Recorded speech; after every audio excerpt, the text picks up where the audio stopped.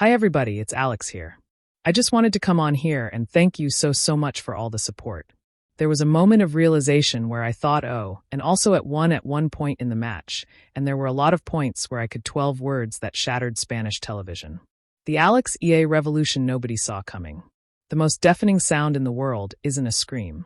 It isn't the roar of a sold-out stadium at match point. And it certainly isn't the chaotic noise of a television studio audience. No, the loudest sound in the world is silence. Specifically, the silence that follows a mistake that everyone in the room knows can never be taken back. We are used to noise in tennis. We are used to the grunt of effort, the screech of sneakers on hard courts, the umpire's droning voice, and the media's endless chattering cycle of hype and criticism. But what happened this week in Madrid was something different. It wasn't a tennis match. It wasn't a rally. It was a massacre.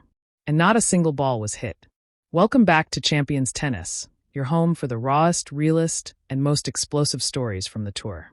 Today we aren't talking about forehands or backhands. We're talking about dignity.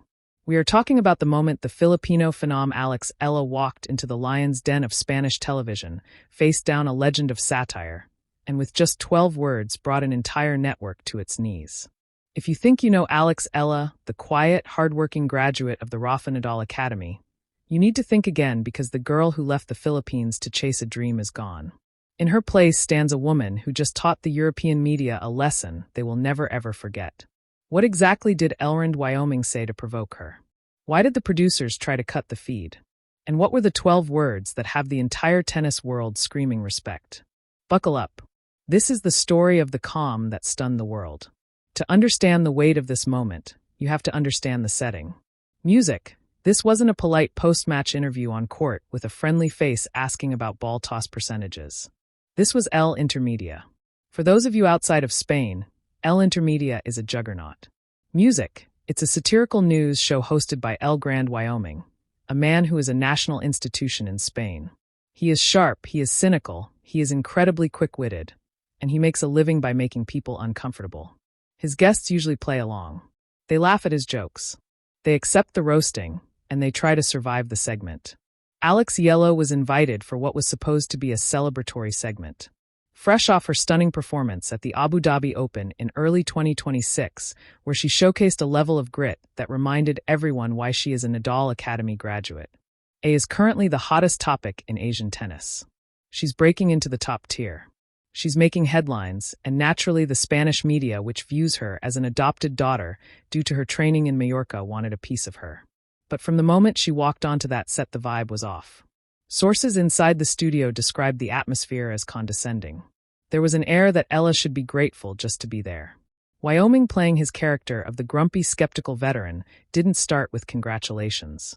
He started with jabs. He poked fun at the hype surrounding Asian tennis. He made a few jokes about her stature compared to the European powerhouses like Sabalenka or Rybakina. Alex, she didn't flinch. She smiled that polite media-trained smile. She answered in perfect fluent Spanish, a testament to her years in Mallorca. She played the game. But Wyoming wanted a reaction. He wanted the drama. He wanted to see if the nice girl from the academy had a breaking point. He pushed harder. He interrupted her answers. He turned away from her to address the audience while she was still speaking. It was classic bullying tactics disguised as comedy. And then he crossed the line. It came out of nowhere. They were discussing her recent training block and her decision to skip a minor European clay event to focus on hard courts. A strategic decision made by her team. Wyoming leaned in, looking over his glasses, a smirk plastered on his face. The studio lights were bright. The audience was tittering, waiting for the punchline. "Let's be honest, Alex," he said, his voice dripping with mock sympathy. "You are a product of the academy. You are a marketing dream for Asia. But when the camera turns off and the Nadal name isn't protecting you, do you really think you have the bite to survive here?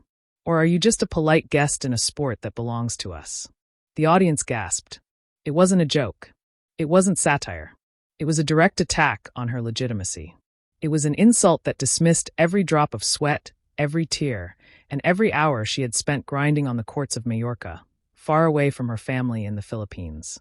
It implied she was a tourist, a fraud, a marketing product. In 99 out of 100 cases, a young athlete in that situation crumbles. They might laugh nervously to diffuse the tension. They might get angry and stutter a defense. They might look to their PR agent off camera for help. Eala did none of those things. The reaction was immediate. Not from Eala, but from the room. The air left the studio. The audience stopped laughing. Even Wyoming's co-hosts looked down at their papers, uncomfortable. They knew he had gone too far. Alexa sat there. She didn't shift in her seat. She didn't drink water. She didn't look at her agent. She looked directly into the eyes of El Grand Wyoming. For 5 agonizing seconds, there was total silence. On live TV, 5 seconds feels like 5 hours. Wyoming's smirk began to fade. He shifted in his chair. He opened his mouth to make another joke to fill the dead air to save the moment.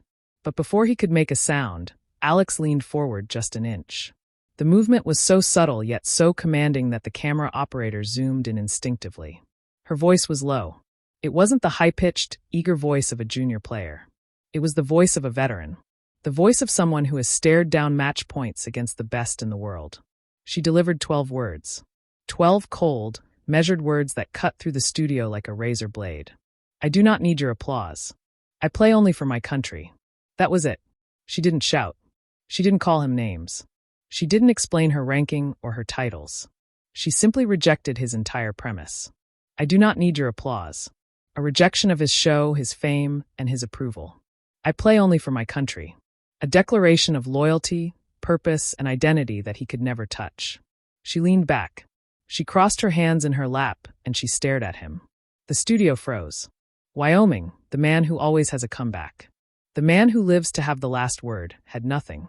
His mouth opened, then closed. He looked at the teleprompter, but there was nothing there to save him. The power dynamic had shifted so violently that you could physically feel the cringe through the television screen. He stammered. He tried to chuckle. Well, clearly the passion is there. He mumbled, looking for an exit. Alex didn't smile. She didn't nod. She just held the gaze. She let him sit in the awkwardness he had created. She let the silence stretch out again, punishing him with his own discomfort. The segment ended abruptly 30 seconds later. The producers cut to a commercial break, a chaotic, unplanned transition that left viewers stunned. Within minutes, the clip was on Twitter, then TikTok, then Reddit. Champions Tennisitics has been monitoring the social media reaction, and it is absolute fire. The hashtag Respecta began trending in the Philippines within the hour. By the time the sun came up in Europe, it was trending in Spain, too. Tennis fans who often bicker about everything from GOAT debates to line calls were united. One top comment on X, formerly Twitter, read Elgrand Wyoming tried to treat her like a child and got treated like a ball boy. Eala just graduated to the big leagues today. Another fan wrote that silence was louder than a Shapov grant. That's Nadal Academy mental strength right there. No emotion, just execution. Even the Spanish press, usually protective of their own TV stars, turn on the host.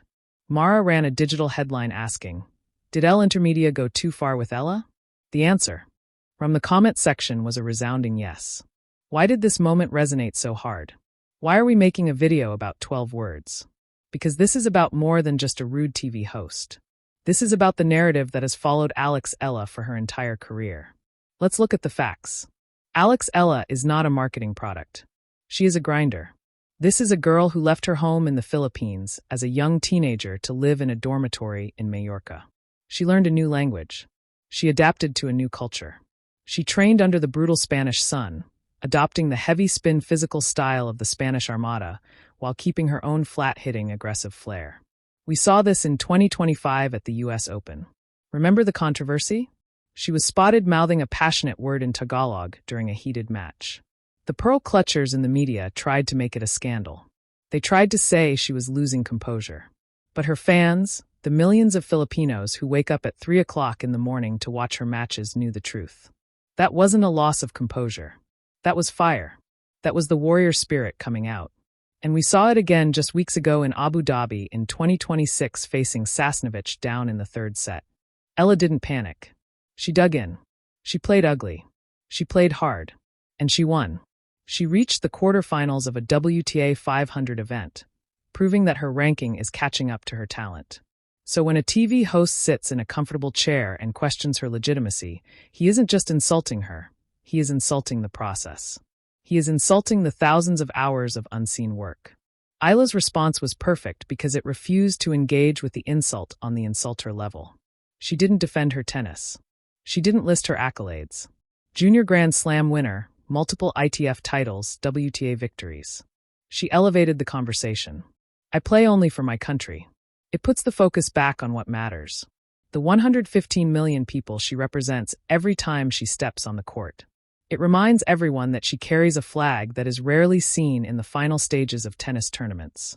She is a pioneer, and pioneers don't have time for bad jokes. We have to talk about the Rafa factor here. We know Rafa Nadal is her mentor. We know she calls him the GOAT, and that he has taken a personal interest in her development.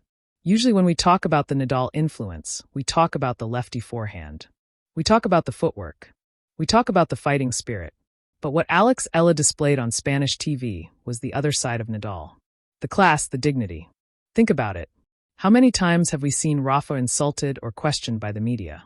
When they asked if he was going to retire, when they questioned his knees, Rafa never snapped. He never got petty. He would just raise an eyebrow, give a polite, devastatingly logical answer, and then go out and destroy everyone on clay. Eala just pulled Rafa. She didn't let the emotion dictate the moment. She controlled the controllables.